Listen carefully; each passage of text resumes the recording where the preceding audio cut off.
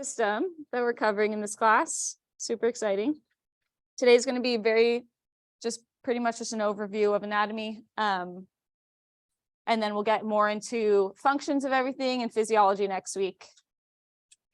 Let me start my clickers one second. Okay, so starting off with just some overview. The kidneys are really incredible organs. Super cool. They do so much and they're super important. So one of their main jobs is blood filtration. So it's going to be filtering out your blood, and every day it's going to be filtering about 50 gallons out of the blood. Okay, so that's how much it's taking out of the blood, but about 400 gallons goes through the kidneys every day. Okay, so it's getting so much of your cardiac output every day. Okay, so in terms of like percentage of full blood volume, it's getting, not percentage. Our full blood volume goes through our kidneys 12 times per hour. Okay, crazy how much blood is going through here. Okay, so it gets about 20% of your cardiac output at rest. Okay, that goes down as you exercise and blood is shunted elsewhere. But at rest, as it's doing its job, it's getting a huge amount of your cardiac output. And as I'm sure you've seen in the cats or just through pictures, they're pretty small organs. So it's kind of crazy that such a small thing is getting so much of your blood flow. But that's pretty much the whole job of them, right? Is to filter the blood. So it's really important that they're exposed to all of your blood very frequently. Okay, so we'll see kind of what they look like in a bit, but basically they're made up of just a bunch of tubes. And this, if you were to line them all up, makes up about 140 miles of tubes.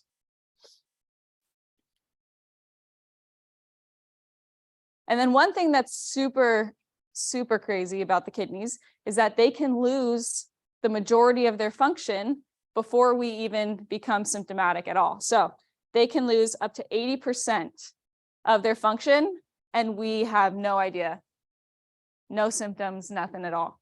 Okay, so they can retain they can only be working at 20%, and it's still perfect in terms of health, still doing everything that they need to do. It's pretty crazy. That's also why people can donate a kidney very easily, right? You can live with one kidney. It's not a big deal. You won't have any symptoms unless that kidney starts to decline, right? And then you might have some symptoms. But you can live with one kidney and be totally fine, which is pretty amazing. Okay, so general functions of this, they're doing a lot all the time. The main thing is going to be maintenance of fluid levels. Okay, so they're maintaining blood pressure, and they're going to be keeping that osmotic and hydrostatic pressure kind of in check. So it's maintaining that balance between the two.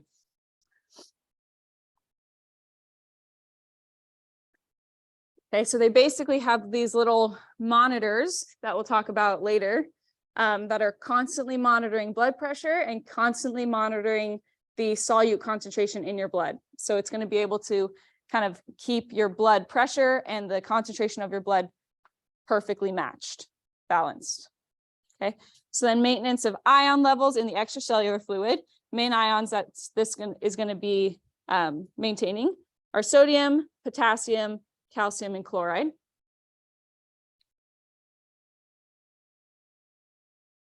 Okay, and then long-term acid-base balance. Kidneys are going to be important for that because they can secrete and reabsorb hydrogen and bicarb. Okay, so again, super important for that bicarb buffering system. And when we talk about secreting, we mean releasing from the body. When we talk about reabsorbing, it means bringing it back into the body. Okay, so those are two terms that you're going to see come up all throughout urinary system. So you need to make sure you understand what those two mean. Okay, kidneys are also going to produce hormones. Which ones are these? You guys should know these ones. Anybody? Yeah. EPO, yep. One other one. Renin. EPO and renin are the main ones that are coming from the kidneys. Okay, and then of course, waste products are going to be released from the urinary system. A main thing in terms of waste is going to be nitrogen containing compounds. So basically, anytime we break down something that contains nitrogen, like proteins or amino acids, proteins or nucleic acids, those contain nitrogen. So we need to get rid of that nitrogen.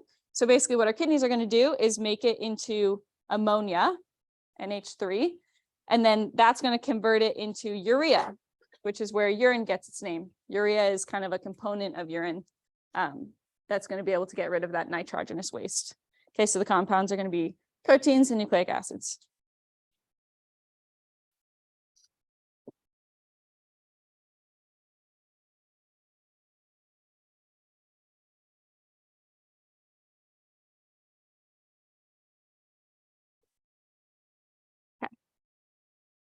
Any questions on that?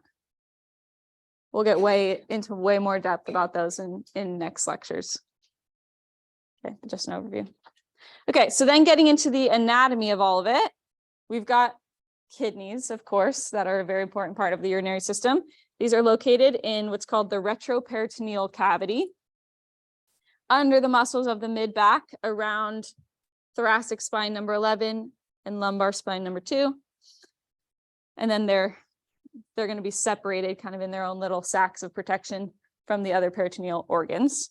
So these are protected by the lower ribs mainly. And then function is going to be to produce urine. One of them, one of the functions, but a huge one, the main one. Okay, so these are, I'm sure you guys have seen where the kidneys are located. They're kind of back of the abdomen, tucked under some ribs. And we'll see a picture of them on the next slide. Okay, and then coming from those kidneys are a little tube called the ureter. And this is really just to transport urine from the kidneys into the bladder.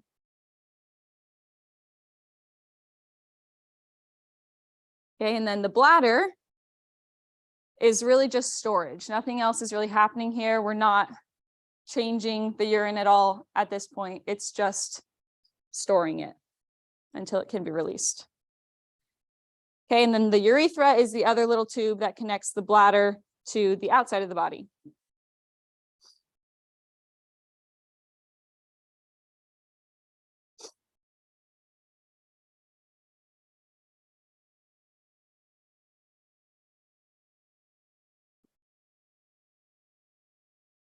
All right, once you're done writing that down, go ahead and fill in the next slide, labeling each of these, and then answer this question on your clicker.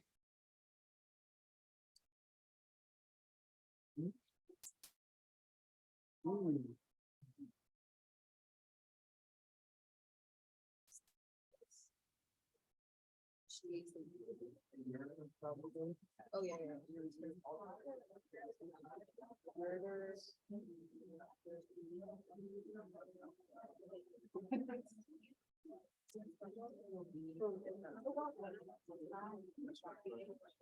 Okay, so the answer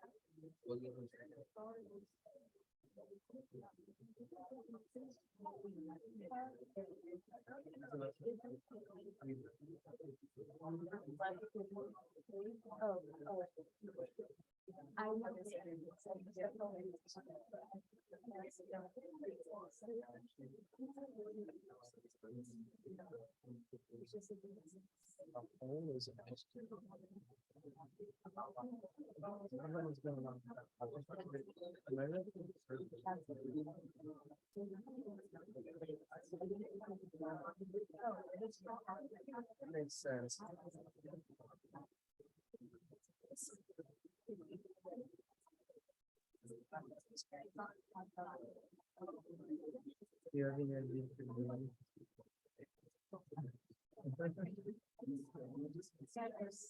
Good point.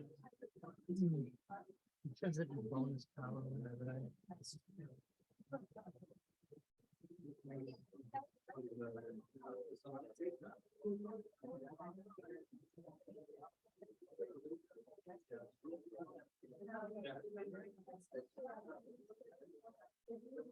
All right, send in your answers.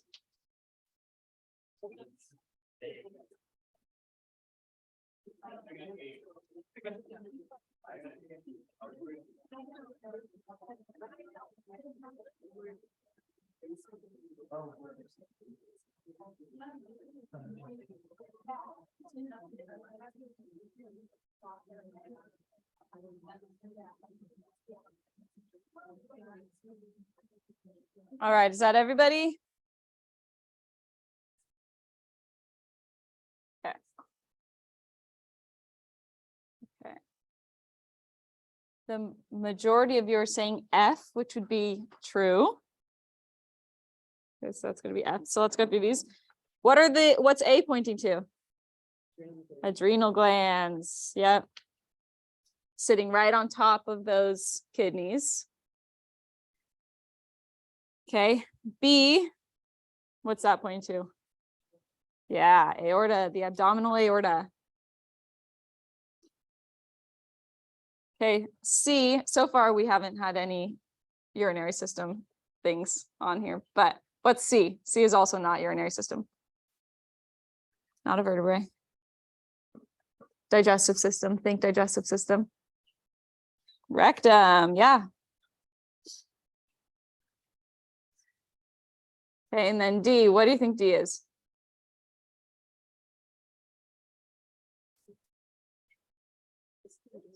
Yeah, it's a uterus. This is a female, right? Somebody with a uterus. So that's where the uterus would sit. Okay, so now getting actually into the urinary system stuff. E, we've got the kidneys, right? Obviously. F is that bladder. So again, also the answer to the question where urine is stored and no more modifications are happening. And then G is that urethra, that tube to the outside of the body. Okay, and then notice here, this is how the kidneys sit in that retroperitoneal cavity. You can see kind of a cross section here, right? So sitting kind of tucked into the back of that cavity. And then they're covered by these low ribs, right? And then the right kidney is going to be lower than the left.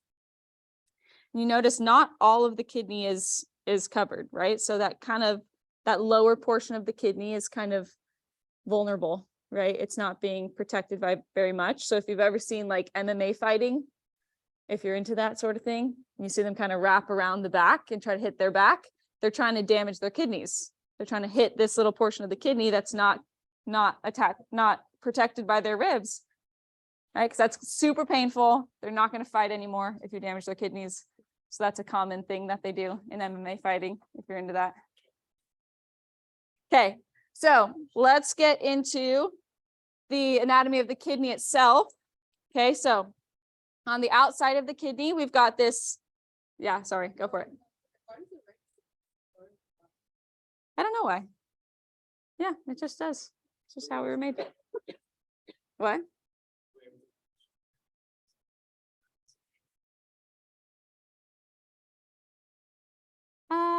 It could be stomach. Yeah, I don't know. Probably. It's probably something with how everything else is organized, but I'm not sure. But it's a good thought for sure. Okay, so then the kidneys themselves, they're wrapped by this thing called the capsule, the renal capsule. And this is this tough connective tissue surrounding each kidney, and it's really just for protection. Okay, and then we have what's called the renal fat pad, which is highlighted in green here. It doesn't actually look like that. But you probably saw this when you were doing your dissections with the cat or the pig, right? There's kind of this like super fatty patch around the kidneys. And if you take out that fat pad, the kidneys kind of just flop around. So the fat pad kind of helps to anchor the kidneys to where they're supposed to be, but they're also there for protection mainly. shock absorption and such. Okay, and then inside of the kidneys themselves, if we were to cut one open and look inside, we've got a few different portions. Okay, so we've got the renal cortex. This is the peripheral region. We'll see a picture of these in a couple slides. But peripheral region is the cortex, and then there are these columns that kind of project medially. Okay, and then we've got the renal medulla. This is the inner layer. It's darker in color and it kind of looks like a cone. These also are projecting medially. And then the kind of the base of them, the little bumps on the bottom of them, are called papillae. Then we've got the renal sinus. And this is really just a cavity within them that's holding a bunch of stuff. So it holds fat, connective tissue, and then something called the renal pelvis.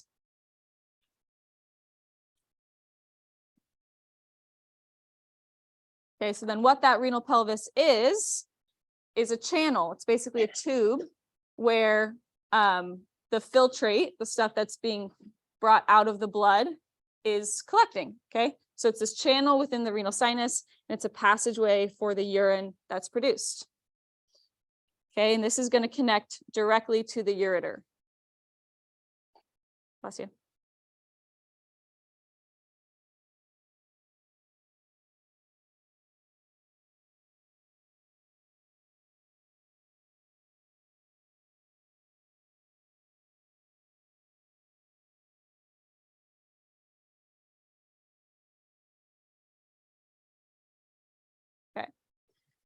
So then leading up to the pelvis, we have these things called calyces. We've got major and minor. So major calyces, we've got 2 to 3 of them within each kidney. And these are kind of large funnels leading into the renal pelvis. And then we've got these minor calyces that are kind of funnels into the major calyces. So it's going to kind of come from what we call the collecting duct into the minor calyces, dump into the major calyces, dump into the renal pelvis, dump into the ureter. Okay, so it's kind of just a series of funnels going minor, major, pelvis, ureter. Okay, so function of these, again, just to collect urine into the pelvis.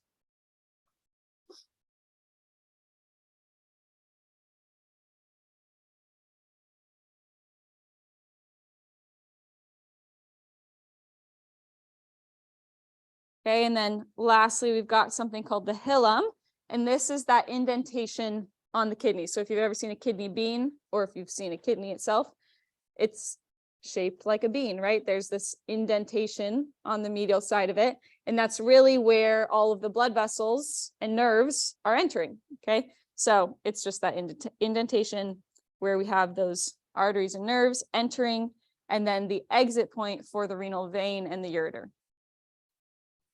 Okay, so go ahead, label these things on here, and then answer this question on your clicker.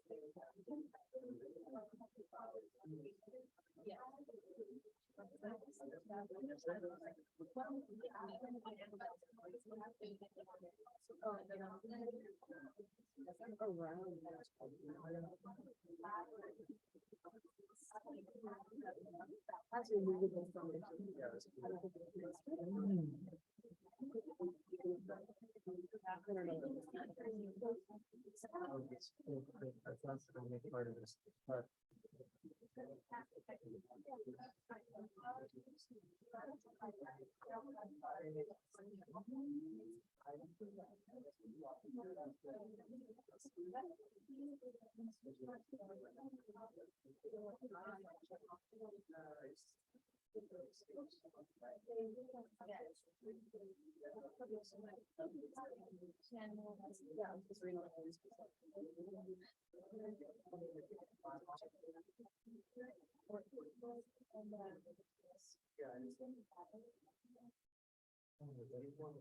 All right, go ahead and send in your answers.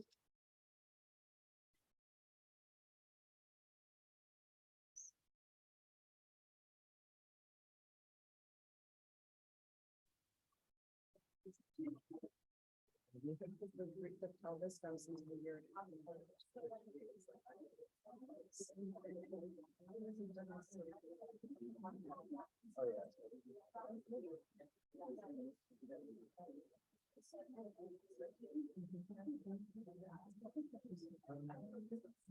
All right. Okay. The main answers we've got are H and F. So let's go through this. Okay. So starting up at A, we've got that hilum, that indented part.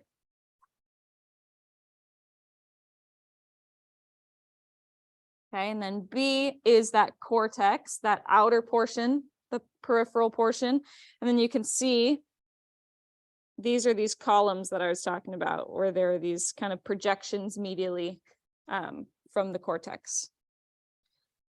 Okay, then we've got the medulla, that's darker portion shaped like a cone. Okay, then D, we've got one of those major calyces.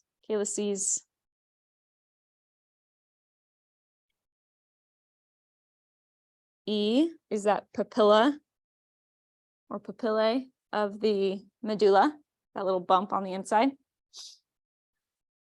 F is the renal pelvis. So if you said F, great job. It's that big collection area there. G is one of those minor calyces.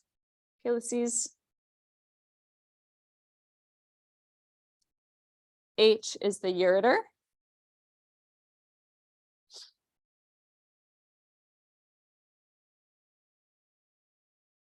I is the renal pyramid in the renal medulla.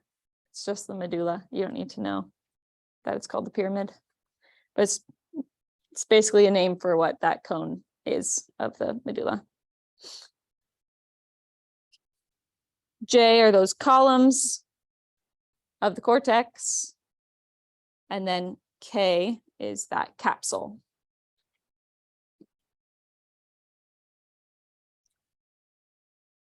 Okay, so then when we talk about the kind of the order of events of how urine is produced, it's going to be produced up here in the in what we call the nephron, which we'll get to in a sec.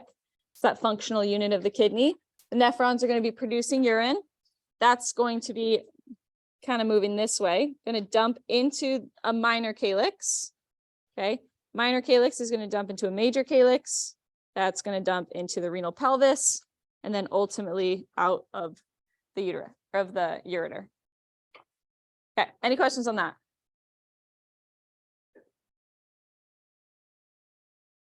Okay. So then talking about what kind of supplies the kidneys with blood and what takes away the blood away from the kidneys. Okay.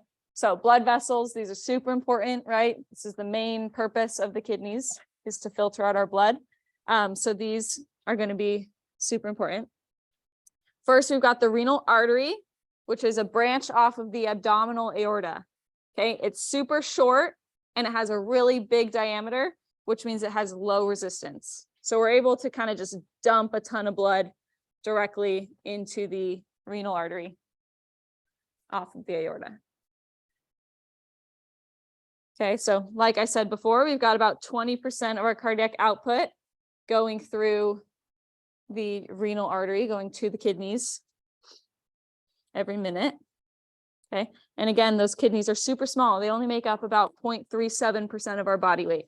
So such a small percentage of our body weight of our tissue is getting 20% of our cardiac output, which is quite crazy. Okay, but it's really because of this, because of that low resistance tube that's coming directly off of the abdominal aorta, which is a high pressure vessel, right? Okay, so then it's going to go from renal artery. It's going to ultimately reach something called the glomerulus. Okay, and this is a capillary bed that's within the nephron that you'll see in a sec. And it's super leaky. It has a bunch of like holes in it. So it allows fluid to flow right through. The function of this is blood filtration. This is where blood filtration happens.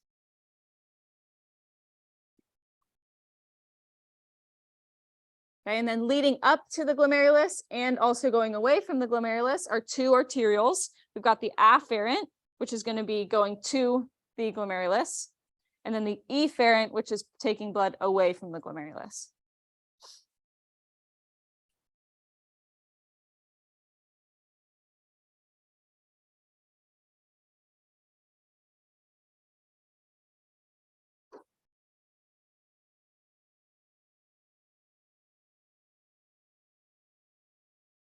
Okay, and then we've got a couple different super special capillary beds that are called the vasa recta and the peritubular capillaries. So vasa recta is going to be alongside our long nephrons, which you'll see in a sec, and then our peritubular capillaries are going to be along the shorter nephrons. And the function of these is to return nutrients and fluids to the blood as they're getting filtered through the nephron.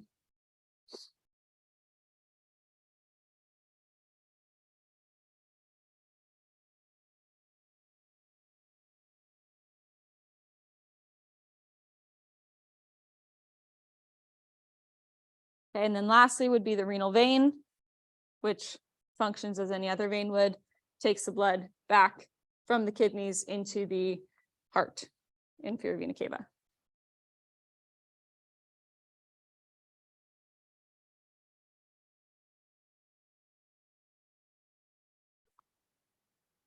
Okay, once you're done writing that down, go ahead and label on the next slide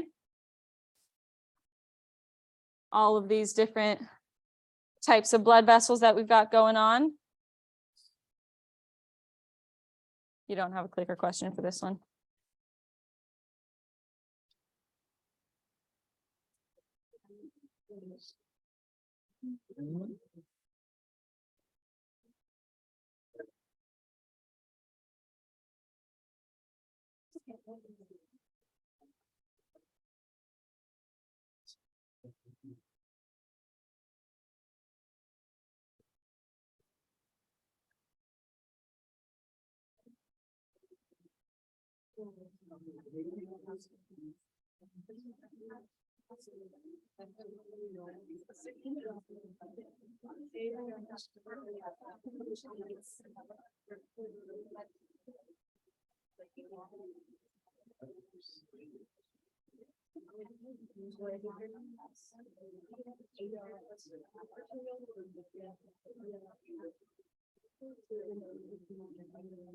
That's probably like, oh wait, those aren't.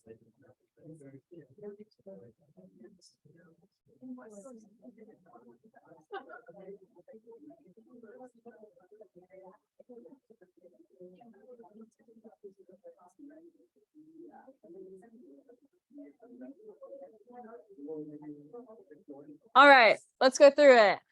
Okay, so we've got that renal artery at A, supplying the kidney with blood off of the abdominal aorta. Okay, and then as we get into kind of the microanatomy up here, we're looking at that glomerulus, right? So we've got B is that afferent arteriole that's leading into the glomerulus. C is that glomerulus, that super specialized capillary bed where all filtration is going to happen.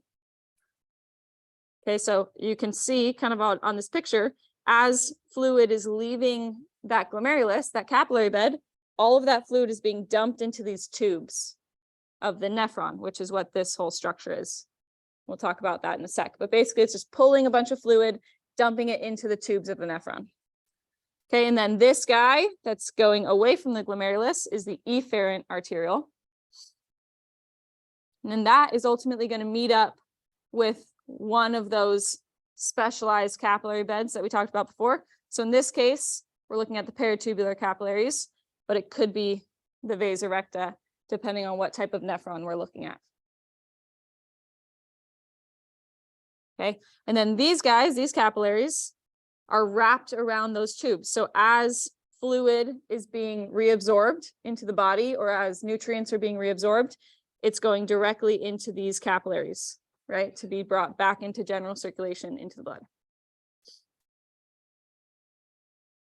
Okay, any questions there?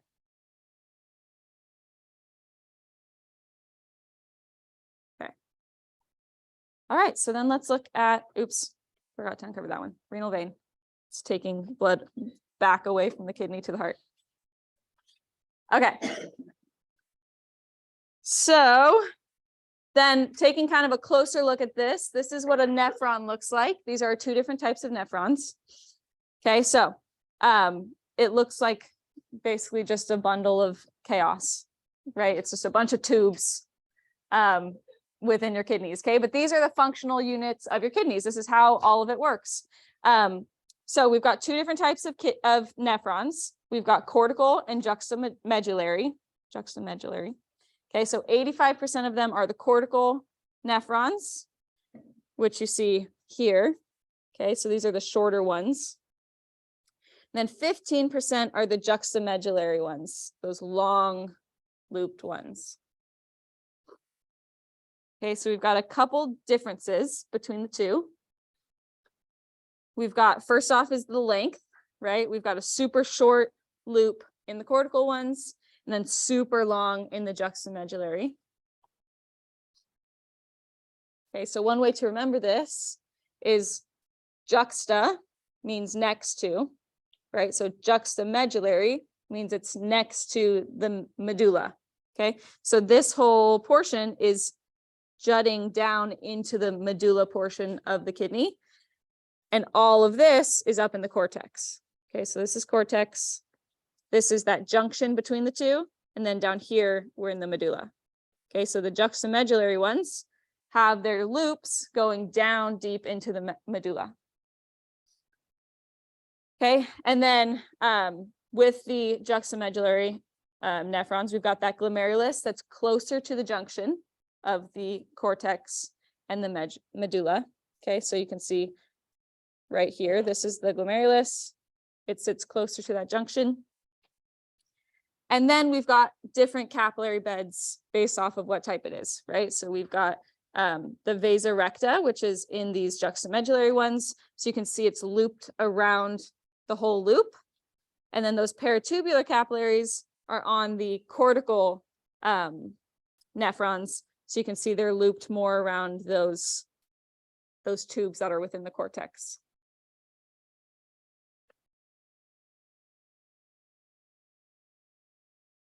Okay. So these differences are going to help them with each of their different functions. We're going to get into that in later lectures, so don't concern yourself too much with that. But these are the differences between the two and the two types that we have. Okay, so these are the functional units. This is what is doing everything, okay? So these are where we filter blood and where we concentrate urine. This is also where we exchange things between the blood and the urine. Okay, so we've got about 1.3 million of these little nephrons in each kidney. So we've got about 2.5 million total across both kidneys. Okay, and then the structure of them is they're basically just a bunch of tubes. Okay, so it starts with the Bowman's capsule or the glomerular capsule, two names for the same thing. And this surrounds the glomerulus. Okay, function, this is the start of urine production.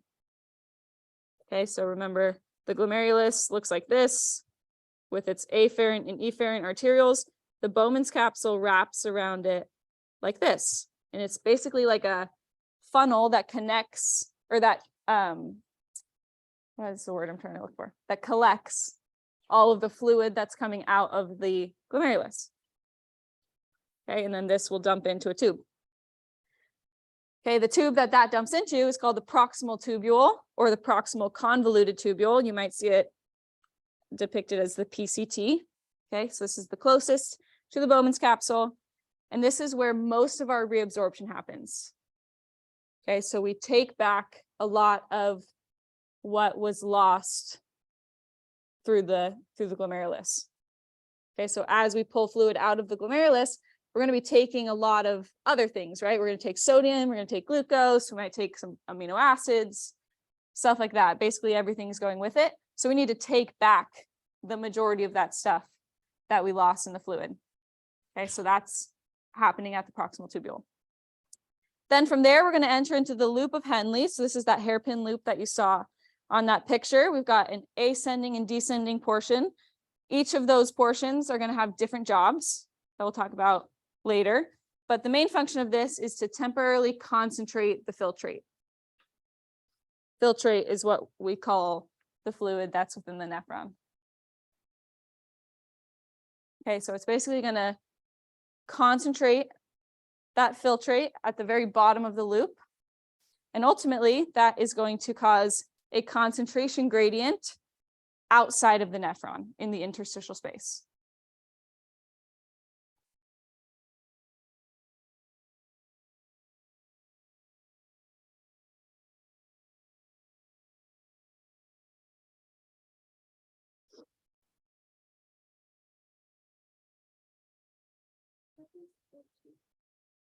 Filtrate is the fluid that's within the nephron that ultimately will become urine.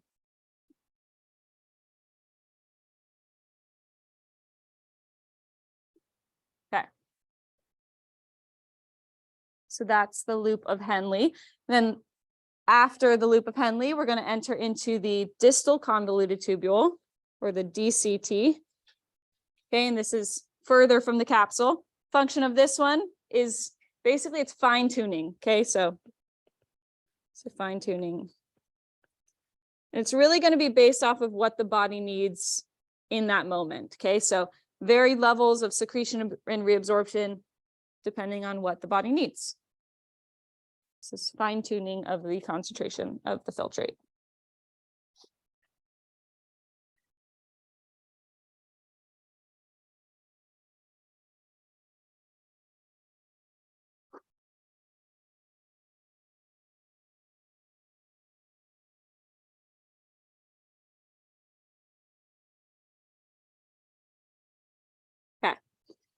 Then we've got a super important part of the nephron called the juxtaglomerular apparatus, or the GJA.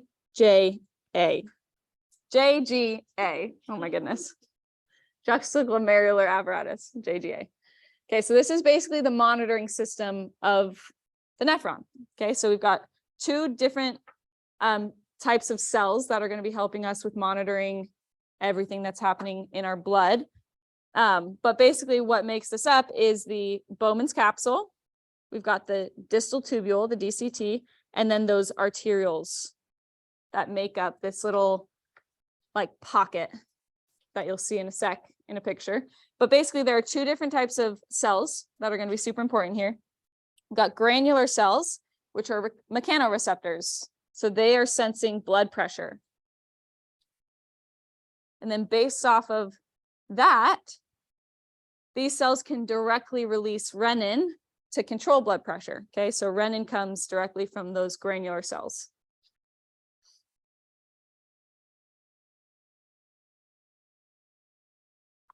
Okay, and then we've got the macula densa, which is inside of the distal tubule. And the function of this is to monitor solute concentration. So these are chemoreceptors. And they're mainly going to be monitoring sodium.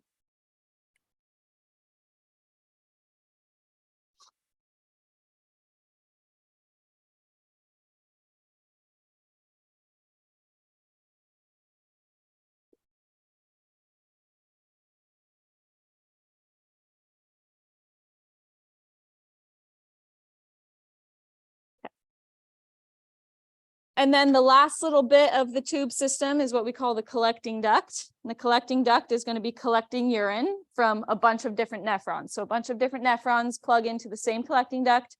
And then this is where we have our urine as it is. No more modification is going to happen after that. It empties into minor calyx, major calyx, pelvis, ureter, all the way through that process. But collecting duct is that last kind of final tube of the nephron. Okay, so, oops, are you guys still writing down? Are you good to go? Go ahead and start labeling on the next slide if you're done writing down. Okay, and then answer this question on your clickers.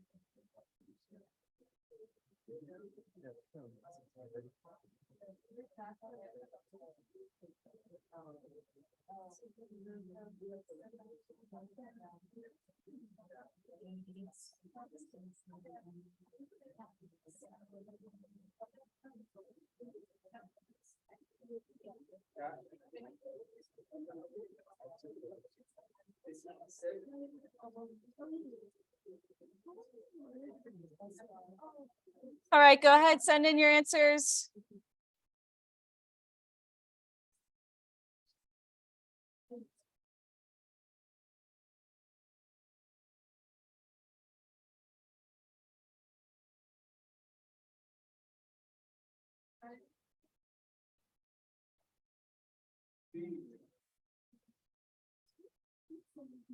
All right, I'm missing one of you. Oh, there you are. Okay.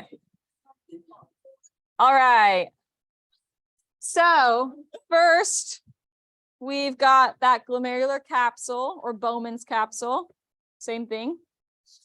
That's wrapping around that glomerulus and collecting all the fluid that's coming out of that capillary bed. Okay. And then in C, we've got the proximal convoluted tubule, which most of you said is the answer to this question, which is true. This is our major site of reabsorption. Okay, and then off of that proximal tubule, we've got our loop of Henle or nephron loop. Same thing with our descending and ascending segments. And then that's going to dump into the distal convoluted tubule, which is going to dump into the collecting duct.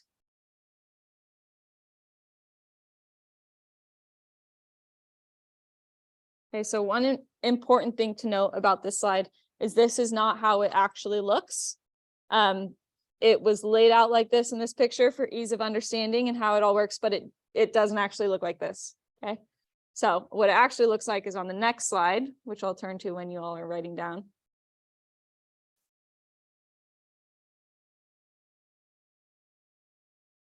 Okay, so what it actually looks like is this. Okay, so we've got our Bowman's capsule and then our proximal convoluted tubule, loop of Henle, and then it actually kind of loops back around, and that distal convoluted tubule connects back with the glomerulus, with the Bowman's capsule, right? Because that's what's going to be making up our juxtaglomerular apparatus, right? So don't use this one to study what the nephron looks like. This just kind of helps show how all the tubes connect. but this is how it actually sits in real life, okay? So then closer look at the JGA, juxtaglomerular apparatus. This is what it looks like, okay? So I won't have you guys do clicker questions for the sake of time, but which ones measure blood pressure? E, yeah, I heard it. Those granular cells. So notice the cells that are sensing blood pressure are in the tubes where the blood is, right? That makes sense. It's in that afferent arteriole. Okay, so the granular cells that are sensing blood pressure are in the afferent arteriole where the blood sits.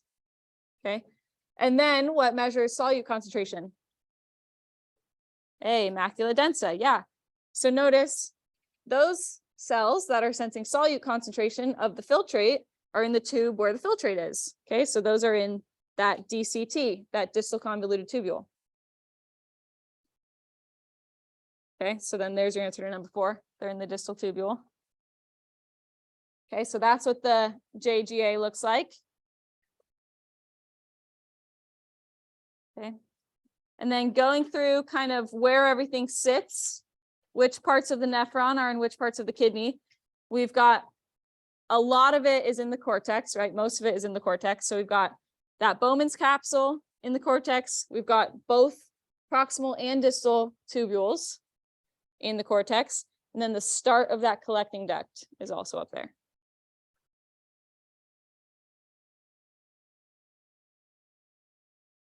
Okay, so you can see all of that up here in this picture in the cortex. We've got most of those tubes sitting up there. Okay, and then in the medulla, we really only have the loop of Henle's and that collecting duct. Okay, and then notice we've got those cortical nephrons with a short loop of Henle dipping down into the medulla. And then in the juxtamedullary nephrons, they've got these really long ones that dip really far into that medulla. Okay, so then pathway of filtrate. We've got starting at Bowman's capsule, catching all of that fluid that's coming out of the glomerulus, dumping into the PCT, then loop of Henle, DCT, collecting duct, and then through all of those kind of collection funnels, ultimately ending at the ureter, and then into the bladder.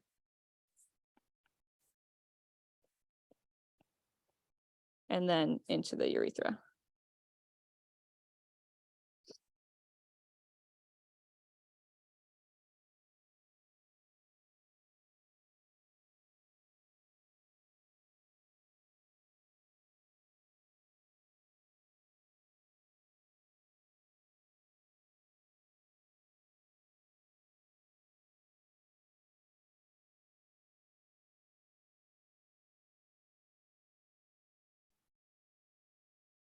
All right, whenever you're done writing that down, you're free to go. I'll see you on Friday for your last exam before the final. Yay.